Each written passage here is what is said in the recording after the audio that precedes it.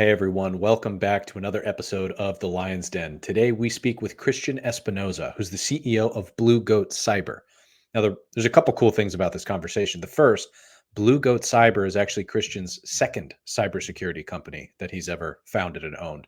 The first one he sold years back, and we talk about some of the lessons learned he had from that first venture that he's applying into the second one. And so he's got really, really high hopes for the second one, and I think he's going to knock it out of the park. Now, Christian is a super action oriented guy, not just from implementing lessons learned, but also his hobbies all speak to his action orientation. Christian is a triathlon runner, mountain climber. He's certified skydiver. You name it, he's done it. He's a really cool guy, and I think you're going to enjoy this conversation. Christian, welcome to the Lion's Den. Yeah, thanks for having me. Glad to be here. Of course, of course. So I have written down here that you've done 24 Ironman triathlons. Is that a typo? That's not a typo. I've done 24 Ironman triathlons. I've finished every one I've started. Yes. Wow, that's crazy. I did when I lived on Kauai, I trained for triathlons, but just Olympic length. Ironman always seemed like totally insane to me. I mean, how long did it take you to like ramp up to that distance? It took me probably a year. I started off with a Olympic distance. A friend bet me, and I never heard of a triathlon. He bet me to a triathlon to see who could win. So I had to learn how to swim. I had to borrow a bike, and it just kind of gave me a purpose for my training. So I decided, okay, I'm going to do some more of these. And then pretty soon I'm like, okay, let's do a half Ironman. And then there's nothing really between a half and a full. So it's a pretty big jump from a half to a full. So I was like, screw it. I guess I'll sign up for a full and go all in. And that's what I did. And then you did it 23 more times. What is your strongest leg of the race? Probably the bike. Okay. I tend to go pretty hard on the bike and then fall apart on the run. So I passed a bunch of people on the bike and then they all passed me back on the run. I haven't quite mastered my pacing, even after 24 of them, or my nutrition. It's always something. Oh, that's funny.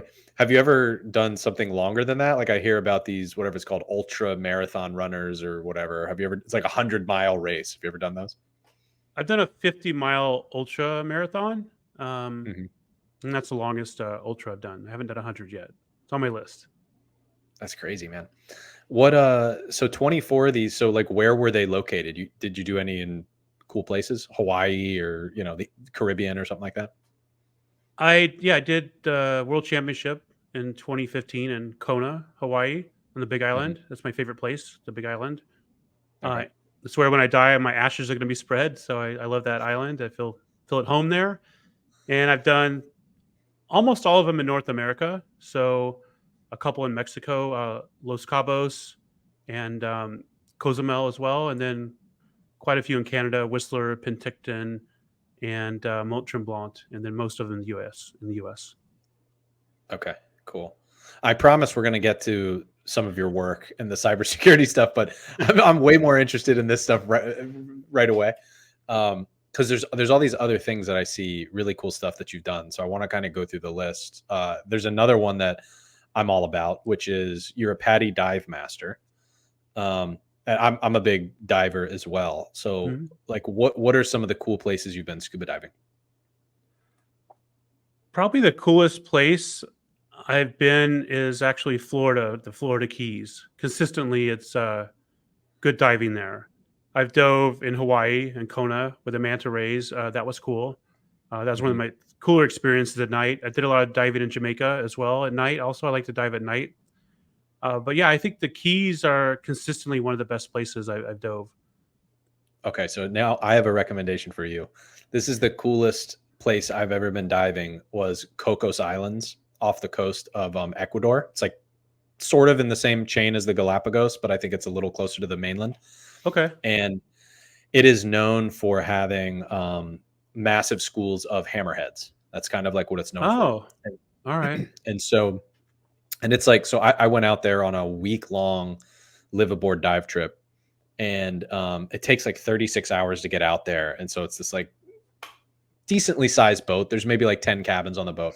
Yeah. And you're just bouncing on the waves to get out there. But once you're out there, you're there for a week, and every day it's 3 to 4 dives a day. Okay. And they're really, really cool because it's a lot of like hammerhead shark diving. They're very simple dives. So you just go down and grab onto a rock and like at the bottom and just sit there and wait. And you try to keep your bubbles in because hammerheads are very skittish when they see bubbles. And so you're sort of just like looking up the whole time and all these sharks are swimming up above you. And Oh, it's super cool. Super cool. that's awesome. Yeah, I did a liveaboard Uh, once from Miami to the Bahamas, and we saw mhm. quite a few sharks on that one, but probably not as cool as the one you did. It sounds like that one is like pretty epic. It is epic. Yeah. And we got lucky too that some whale sharks came by at some point and, you know, got to swim next to those things. And they're just huge. And there are some places in the world where you can dive with them, but it's like a feeding area and it's sort of makes it feel fake. But this was just out there at the reef, them swimming up is super cool. Yeah, that's awesome. Yeah. I'll have to add it All to right, my let's keep list. I have a long list. exactly. All right, next thing that I have on in my bullet points here of things you've done. So you're a C license skydiver. What does that mean? C license. In skydiving, you got various license levels. There's A, B, C, and D, and then an instructor. Mhm. So a C means I have done over 200 skydives and had to take a test. So I was already an A license and a B license, and then a C, and that means at various drop zones, like in Dubai, for instance, you've got to have a certain level of license before they'll let you jump there because it proves you know what you're doing, you have experience, and if it's kind of sketchy, like landing or windy, or there's like obstacles, they want to kind of filter who can jump solo at that location. Gotcha. I've only been skydiving once and it was awesome and I wanted to do it again and I immediately wanted to get certified, but I was also getting my private pilot's license for Hmm. single engine aircraft simultaneously and my wife was like, "Can you just focus on one certification at a time, please?" Yeah, um, but the solo skydiving seems so awesome. I mean, is that like next level cool? it is awesome. I've done scuba diving and skydiving. I find skydiving, they're very different. Skydiving, definitely more adrenaline. Scuba diving, there's stuff that can go wrong there too, but it's not as intense as skydiving. But also with skydiving, I've jumped out of helicopters, hot air balloons. The hot air balloons, the coolest thing I've done. Inverted biplanes, jets. I jumped out of the DB Cooper door on a 727. Out of a bomber, like an old vintage bomber. Like they open the bomb doors and you kind of fall out. So I've done quite a few cool Wow. things. Skydiving. I used to go to this thing called the World Free Fall Convention. They had all these cool planes that you could jump out of, and it's just a fun environment. Very, very, very exciting and very, pretty dangerous too. But I manage risk for a living, so it's about managing and mitigating the risk to an acceptable level. Yeah. I was going to make that point too, because I mean, I think you see this a lot with entrepreneurs, let alone cybersecurity entrepreneurs, but entrepreneurs are always sort of drawn to freedom seeking, risk taking. And I think that's why so many of us have crazy hobbies like this. I mean, you have more crazy hobbies than I do, but but we both have crazy hobbies. There's one more bullet point I have here on my notes that said that you spent time in the Mexican jungle. You mentioned Mexico earlier with Mayan shamans. Was this an ayahuasca trip? What are we talking about here? Yes, it was an ayahuasca experience. Hmm. What was that like? So it was a very traditional ayahuasca experience. I had to visit the shaman first and kind of get vetted and welcome to the experience. Hmm. It was a Brazilian ayahuascan experience in the jungle in the middle of nowhere in Hmm. this temple, and everybody spoke Portuguese because it's Brazilian.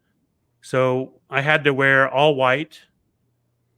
They separated the men from the women because of the energies, and you had to dance in these certain patterns.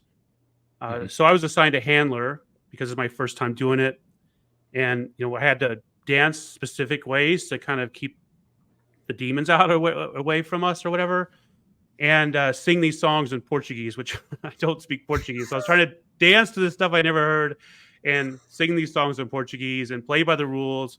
And then, you drink the ayahuasca. And at first I was like, I'm not feeling anything. Then all of a sudden I started feeling really weird, and I went outside the temple and found myself in the middle of the jungle by myself. And ironically, the thing I was struggling with was feeling alone in my life, Mm, and like nobody understood me. So here I was in the middle of the jungle. I lost my handler, so I was actually alone. And this is the thing I was trying to resolve. So it was pretty bizarre. And then when I was like looking at the tree and kind of like throwing up some, all of a sudden this voice said, "You're not alone." And somebody, like their hand, went right in front of me with a tissue to help me with the vomit on my face.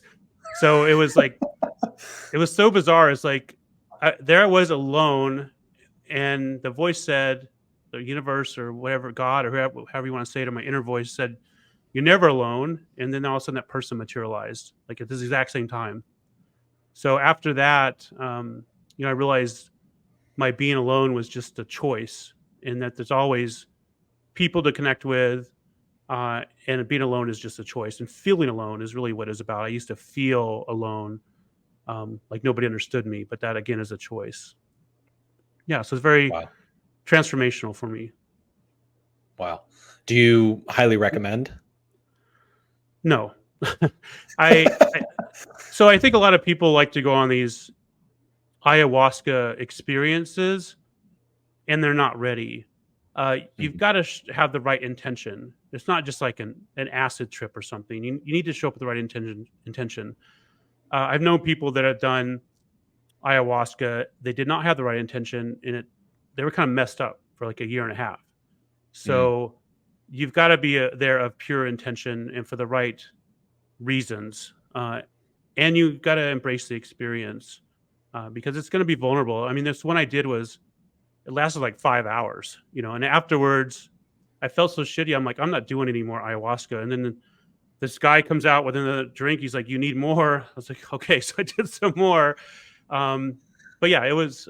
I don't recommend it for everybody. I think you really need to ask yourself what you're trying to accomplish with it, because it's really about connecting, your soul to a higher power, or releasing something inside you, or shifting something inside you. And a lot of people don't think of it that way. They think of it as just like some sort of trip, which that's not the right right. intention. Interesting. Okay. Now, were you in Mexico doing this? Was this like before or after exiting your business that you had been growing, Alpine Security? And this sorry for the weak segue, but I'm trying to get into business now. So when were you in Mexico after selling that or before selling that, or where were we? That was after I sold the business and I was working for the parent company. So I was also going through a lot of issues with that, going from having my own business to working for another one, which after a while I wasn't aligned with, and not being able to sell my stock because of all these blackout periods. So I was struggling with a lot of things, and being alone was one of the major things. But there are other things I was struggling with as well. Got it. Okay. And that honestly, I did not know the timing of the Mexico trip, but I would have guessed that it would have been right after selling your business, because a lot of entrepreneurs say that that's a time where they really feel lost in general. And I get it. I totally get it. I've exited a couple businesses too. It is very disorienting. So let's talk about Alpine Security a little bit. So cybersecurity company, and I don't know a ton about cybersecurity. So can you maybe just, I don't even know, fill me in high level on what that industry is, why it's important, what you were doing at Alpine Security? So cybersecurity is reducing the risk of a cyber criminal breaking into your systems and stealing your data, or taking your systems offline, or causing harm to a patient if it's a medical device, for instance. It's about reducing that risk to an acceptable level. That's really all it is. Uh, and it could be for yourself too. So you don't click on a phishing email and get scammed and someone steals your credit card information or your medical records. So at Alpine Security, it was my first cybersecurity business. I had no idea what I was doing. So I thought everybody needs cybersecurity, so I'm going to sell cybersecurity to everyone, and I'm going to sell 20 different cybersecurity services. So effectively, I sold to almost no one. I did sell and have an exit, but my message was extremely diluted because I didn't have a specific niche I was going after, and I didn't have a specific service I was offering or a specific problem I was solving. Uh, so with this company now, my current company, Blue Goat Cyber, we're focused purely on medical device cybersecurity. Got it. Okay. Yeah, and that totally makes sense to niche down. It allows you to act like a monopoly in a way. They see you in those in that light. I always found that to be interesting. Like, we early on in my business, we lost business to other companies that had that niche messaging. And it was, so we were talking about like business valuations. And we were trying to do a business valuation for a medical practice. And they ended up going with some other company that specifically did business valuations for that type of medical practice. And like, if I had to guess, I would guess that we're probably better at valuation than that company. But it doesn't matter because they were speaking directly to the client. So it is interesting how that pans out. So have you been seeing like much better results in terms of scaling Blue Goat than you ever saw with Alpine Security in the early days?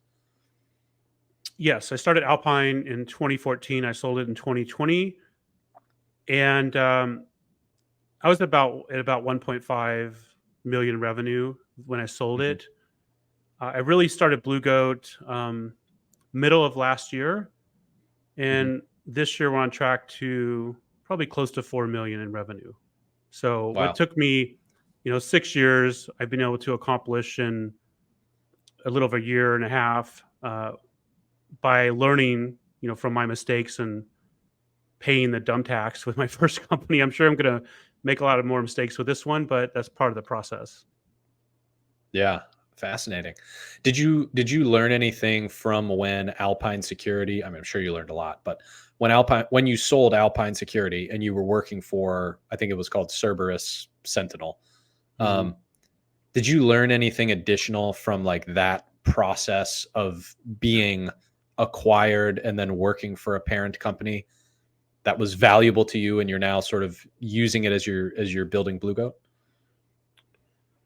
Yes, I believe in building a company that will always be appealing to a buyer because that forces you to make it scalable, forces you to look at annual recurring revenue, uh, and things like that. With my last exit, I sold my company for stock. Cerberus Sentinel was a private on the OTC, and they're about to get on Nasdaq. So I thought this would be my moment. You read about these stories, uh, and it was the biggest mistake I've made in a long time. Mm. So while I was working for the company, I could never sell the stock. They did make it on Nasdaq, but I could never sell it. It was like this continuous blackout period, and I think it was largely BS. So my wealth advisors was kept telling me, he's like, I've seen this happen over and over and again. You got to leave now and sell the stock as much as you can because it's going to go down to zero. And when you hear that, you're like, well, whatever. I hear all this stuff. We're going to do well. So about a week before I left, the stock was at $10. And when I left, finally, and I could sell it, which was another hassle to get the stock in a state I could sell it. It was at $5, and it went pretty quickly down to 10 cents. So I sold on the way down all of it, and I could only sell so much a day. So if I would have listened to that guy and left like a couple weeks earlier, I could have sold all of it at $10 a share versus 10 cents, which is pretty painful. It's painful to think I have all this assets, it looks like, and then they're just dwindling away. Yeah. Why did and you're talking about Cerberus Sentinel's stock price dropped from $10 to 10 cents? What the hell happened? Uh, I think it was a lot of leadership issues. A lot Mhm. of what they were doing on their books were claiming goodwill and high valuations on goodwill, and they didn't have a good business model. They Mm. were trying to sell services that didn't have an annual recurring revenue, and the only way they were looking at growing was through acquisitions. The organic growth almost did not exist. So it's like they bought my company for my clients, they bought other companies for clients, but organically they weren't growing very well. Yeah. Got it. Okay. One of those schemes where they try to buy up a bunch of smaller companies at low valuation multiples and then probably try to sell their own company at a higher valuation multiple. Yeah. Interesting. Okay. And so you ended up starting Blue Goat and focusing on a niche. And why did you start Blue Goat? Were you bored of skydiving and climbing mountains? I wish it was that simple. So about 2.5 years ago, I developed blood clots in my left leg and almost didn't make it. I almost died. Thanks to a portable Doppler ultrasound device at the hospital, they were able to quickly diagnose me.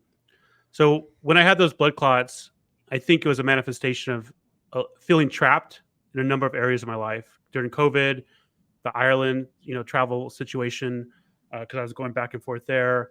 The job and not being able to sell my stock, just a number of things I felt trapped in. And when I got those blood clots, it was a pretty big blow because I was told I couldn't do anything that I like to do. I couldn't run, I couldn't hike, I couldn't get on an airplane. So I just sat around and watched reruns of Yellowstone and got super depressed. And it took me a while to get out of that. Because I left the parent company shortly after the blood clots, and then I couldn't get insurance because I had now a pre-existing condition. So I was paying like $600 or $700 a month for these blood thinners. And one day I decided, this is not who I want to be. So I looked at the blood thinners and just threw the bottle across the room. I'm like, screw this. I'm not taking any more of these. I'm going to get my blood tested, every freaking blood test possible. I'm going to go get my leg checked out, and I'm going to reclaim my life. And that decision shifted me from that depressed state where I had no confidence to start a new business. I was just miserable, really, to a state of feeling reinvigorated. And shortly after that, I started the new company, Blue Goat Cyber. Wow. Heck of a story. And I agree, watching Yellowstone can be depressing. Maybe that was adding to my depression. It's not a very happy show, I guess. Yeah. When did you end up writing The Smartest Person in the Room? Because I know you have that book. I was reading a little bit about that. When did you write that book? I published that in 2020. Right around the time I sold my company. Maybe right afterwards. Yeah. Okay. Got it. And there was something in there that was kind of catching my eye as I was reading the summary. Set the 7-step secure methodology. Do you want to walk me through that? What exactly is that? In my first company, and this is the impetus of the book, 99% of the problems I had were because my staff, which were highly rationally intelligent, high IQ, they did not have any emotional intelligence or EQ. So what I did is worked in my company to fix the culture, to add EQ to already high IQ individuals. And the 7 things that worked, the groupings of the 7 things that worked, are what I call the secure methodology. I call it the secure methodology because I feel like a lot of the challenges we have are based on insecurity. They stem from insecurity with ourselves, and they manifest in different ways. So that's why I call it the secure methodology. And it has 7 main steps. I can walk you through the steps briefly if you'd like. Yeah, that'd be great. Okay. The first step is awareness, and this is self-awareness. I talk a lot about neuro-linguistic programming in my book. I'm a certified NLP master practitioner. And from an awareness perspective, one of the things we often don't realize is that we're very predictable. And with neuro-linguistic programming, we have a program in our brain that, given a stimulus, we automatically execute it, and that results in a behavior. So not having any awareness, you don't know about that. And you just find yourself in the same situation over and over and over. And this could be when somebody asks you a question, you automatically get defensive and then you get an argument. So from an awareness perspective, if you know that stimulus makes you defensive, you can stop as soon as you start getting defensive and come up with a different behavior, which could be like curiosity or something. And this is with all behavior. And the whole idea is you can develop a new habit to the stimulus or new behavior, which takes time because you have to basically take a neural pathway and weaken the old one and strengthen the new one.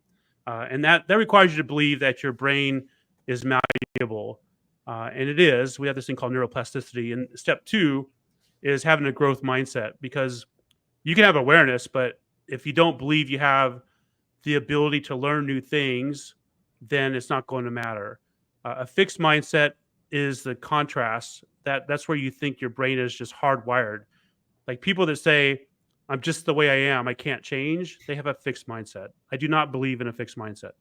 That is very self-limiting. So a growth mindset, you believe that you can change. You're capable of learning new things.